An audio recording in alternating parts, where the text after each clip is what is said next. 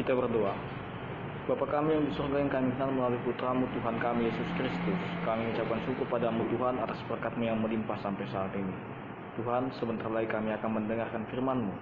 Berkatilah kami ya Tuhan, sehingga firman-Mu dapat tumbuh, berkembang, dan berbuah di dalam hati dan pikiran kami, sehingga kami mampu mengaplikasikan dalam kehidupan kami sehari-hari. Di dalam nama anak-Mu Tuhan kami Yesus Kristus, kami mengucapkan syukur padamu. Amin. Selamat pagi, salam sejahtera untuk kita semua. Selamat berjumpa kembali di hari Rabu pada pagi hari ini.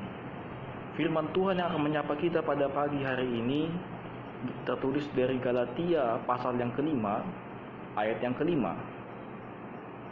Bunyinya, Aimar hite-hite haporseaun di bagasan tondi, hita managam hati goran sirimoni. Dalam bahasa Indonesia dikatakan, sebab oleh roh dan karena iman, kita menantikan kebenaran yang kita harapkan. Saudara-saudari yang dikasih dalam nama Tuhan kita Yesus Kristus, ayat ini mengingatkan kita tentang pentingnya menanti dengan pengharapan yang benar dalam kehidupan kita sebagai orang percaya. Mari kita bersama-sama menggali makna ayat ini dan bagaimana kita bisa mengaplikasikan dalam kehidupan kita saat ini. Kita hidup di zaman yang serba cepat, di mana segala sesuatu bisa diperoleh dengan instan. Dari makanan hingga informasi, semua bisa kita dapatkan dalam sekejap. Sayangnya, gaya hidup ini seringkali membuat kita tidak sabar, bahkan dalam hal yang bersifat rohani. Kita mungkin sering merasa kesulitan ketika harus menunggu, terutama ketika kita berhadapan dengan janji-janji Tuhan yang tidak langsung terpenuhi. Ayat ini mengingatkan kita bahwa dalam iman, kita dipanggil untuk menanti, tetapi bukan dengan tangan hampa atau hati yang kosong, melainkan dengan pertolongan dari Allah itu sendiri. Ada beberapa hal berkaitan dengan ayat ini. Yang pertama, menantikan dengan pertolongan roh. Galatia 5 ayat 5 berbicara tentang menantikan dengan pertolongan roh. Dalam konteks ini, menantikan bukan berarti pasif atau tidak melakukan apa-apa. Menanti dengan roh berarti kita dipenuhi dan dipimpin oleh Roh Kudus dalam setiap langkah kita. Peran Roh Kudus adalah menolong kita sebagai penolong yang diberikan Tuhan Allah kepada kita. Roh Kudus bukan hanya tinggal diam dalam hidup kita, melainkan terus bekerja, menguatkan, mengajar, membimbing kita. Ketika kita berjuang dengan ketidakpastian atau kesulitan dalam menanti janji Tuhan, Roh Kuduslah yang memberi kita kekuatan dan penghiburan. Coba bayangkan seorang petani yang menanti hasil panen. Dia tidak hanya duduk diam, tetapi ada proses untuk sampai kepada hasil tersebut. Dia harus mempersiapkan tanah, menabur benih, merawat tanaman. Demikian juga kita. Kita harus aktif dalam iman kita, bersandar pada Allah untuk membimbing kita dalam perjalanan menuju iman kita. Yang kedua, menanti dengan iman yang benar. Ayat ini menyebutkan bahwa kita menantikan kebenaran oleh iman. Ini berarti bahwa harapan kita adalah harapan yang didasarkan pada kebenaran iman, bukan pada usaha manusia atau kekuatan sendiri.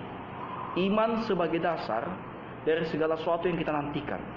Dalam penantian penggenapan janji Tuhan, iman menjadi fondasi kita yang kuat, yang tidak tergoyahkan oleh keadaan. Iman ini bukanlah sekedar percaya pada kemampuan diri sendiri, tetapi percaya pada kemampuan dan janji dari Tuhan itu sendiri. Melihat melalui keadaan. Iman mengajarkan kita untuk melihat melampaui keadaan kita saat ini. Mungkin situasi kita tidak ideal.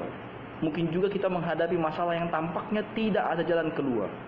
Namun, iman membuat kita yakin bahwa Tuhan bekerja dalam segala sesuatu yang mendatangkan kebaikan.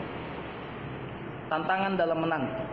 Meskipun kita tahu bahwa pentingnya menanti dalam roh dan dengan iman, realitanya adalah menanti bisa menjadi hal yang sangat sulit. Beberapa tantangan yang sering kita hadapi dalam proses penantian adalah, yang pertama, ketidakpastian. Seringkali kita tidak tahu kapan jawaban akan datang, dan seringkali ketidakpastian itu bisa menimbulkan kecemasan dan keraguan dalam hati kita. Yang kedua, godaan untuk mengambil jalan pintas. Seperti yang terjadi pada Abraham dan Sarah ketika mereka menanti janji Allah tentang seorang anak. Kita juga bisa tergoda untuk mencari jalan pintas yang tampaknya terkesan lebih cepat, tapi justru pada akhirnya membawa permasalahan baru. Yang ketiga, rasa putus asa. Ketika waktu terasa begitu lama, kita mungkin merasa putus asa dan bertanya-tanya, apakah Tuhan benar-benar mendengarkan doa kita?